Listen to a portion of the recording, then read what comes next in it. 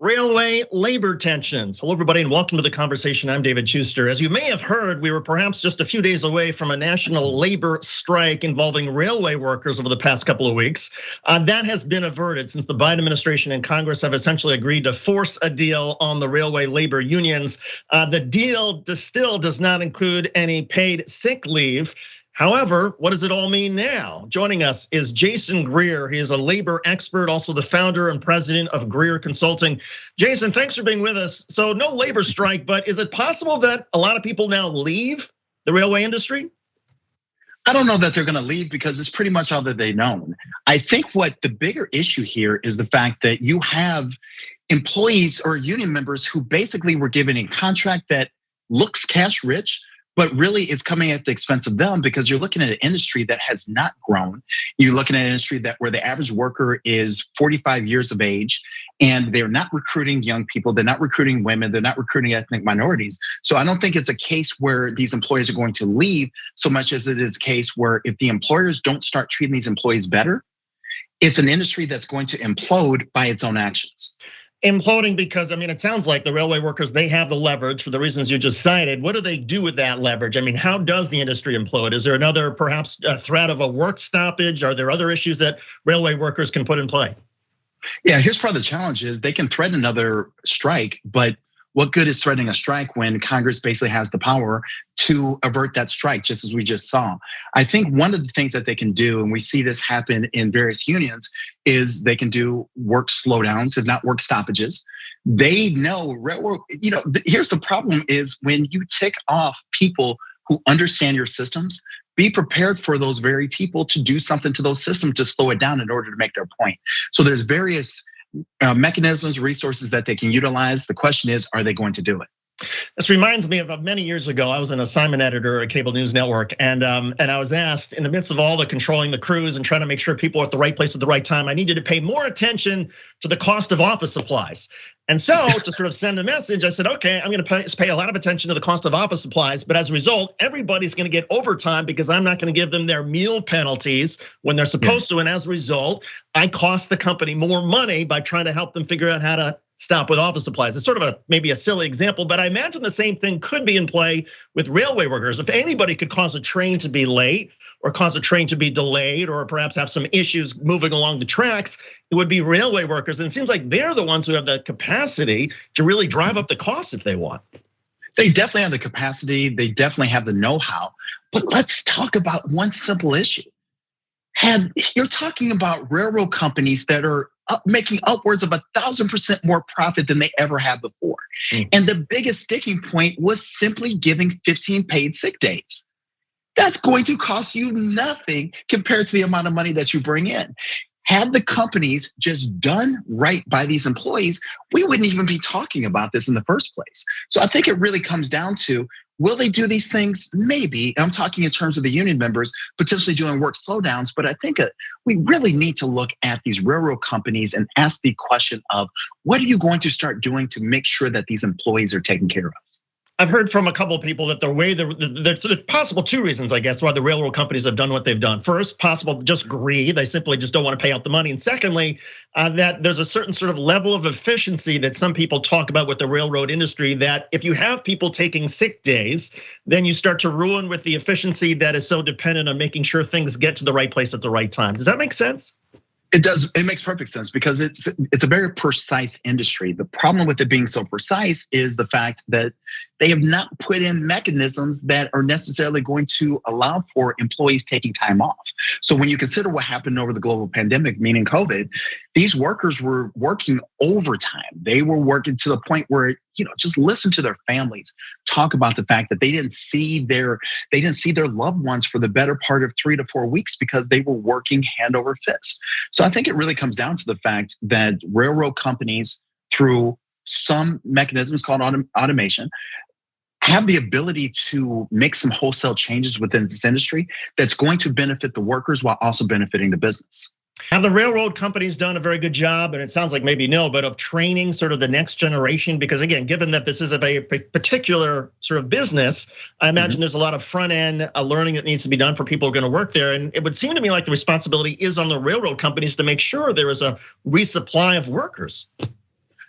I wish they used the old Bill Belichick model that for as great as Tom Brady is, I need to find the next Tom Brady because you never know when Tom Brady's going down with an injury.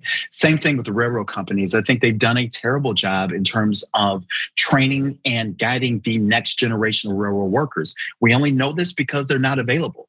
Again, I go back to the point that the average age of a railroad worker is 45 years old. That's a lot of years of their bodies being broken down, the mental fatigue, the emotional fatigue of the job. And if you don't bring that next generation on board, you're going to see, forget what just happened in terms of the potential strike. You're going to see, again, an implosion that we're not ready for.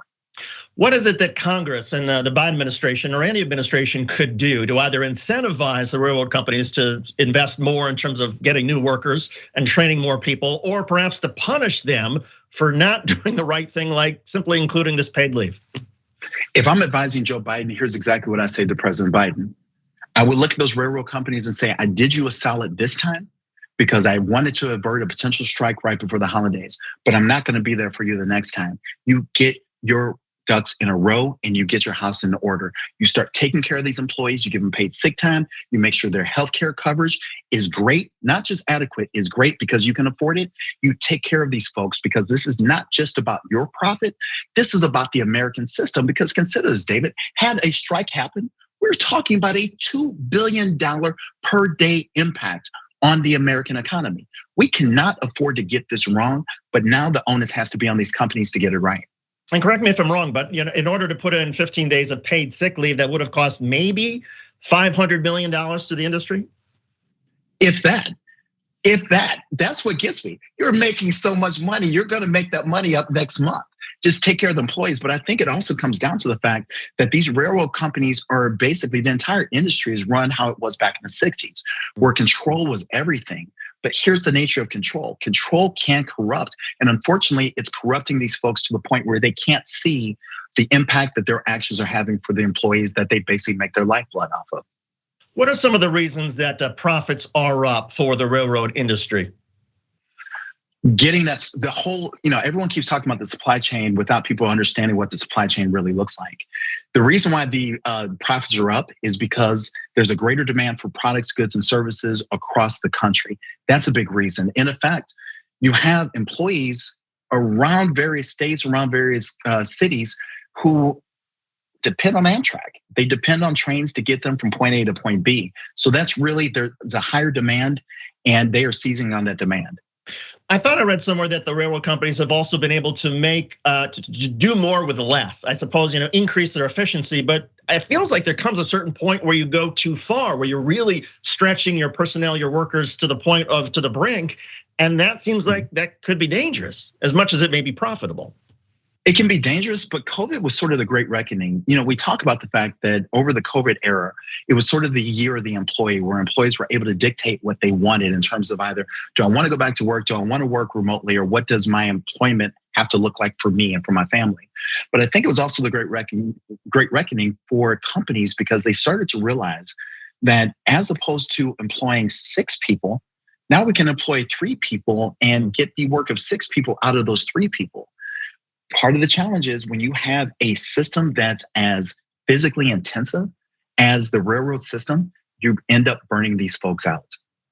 Are the railroad lines getting longer as well? I mean, the number of cars, I've seen that, a lot of companies now are having sort of this idea of, if we can put 100 railroad cars together, we can easily put 200 railroad cars together with the same number of staff. Absolutely, because they understand that now we can maximize our profit. We can maximize our profit because you have clearly shown, and I'm talking about the employees, you've clearly shown that you're going to make sure that our products, goods, and services get out, even if there's only 2 of you doing it. Where do you see these tensions going over the next couple of months, Jason? I think it's gonna die down because it's the unfortunate nature of society is that we grieve quickly and then we move on to the next thing to grieve. So I think it's gonna die down because the public's no longer really talking about it because the strike was averted. People are going to get their G.I. Joe with the Kung Fu grip, for their kids and all that great stuff. But I think what we need to really look at is where are we going in terms of labor relations for the future? Because this was a prime case, a prime example of unions being in the forefront of the media, People were talking about it, and unfortunately, Congress clipped their wings. So I think what we're going to need to really pay attention to is how do we go about strengthening certain collective bargaining agreements so that the workers are taken care of. In other words, I mean, it may have been bad for the railroad workers today. It could be bad for other unions tomorrow, the next week, if Joe Biden continues sort of on this path of essentially, not busting the unions, but essentially, as you mentioned, clipping their wings, forcing them into deals that the workers may not want.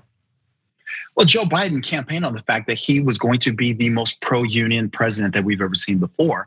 And unfortunately for Mr. Biden, when the opportunity came for you to actually take care of the unions, you didn't.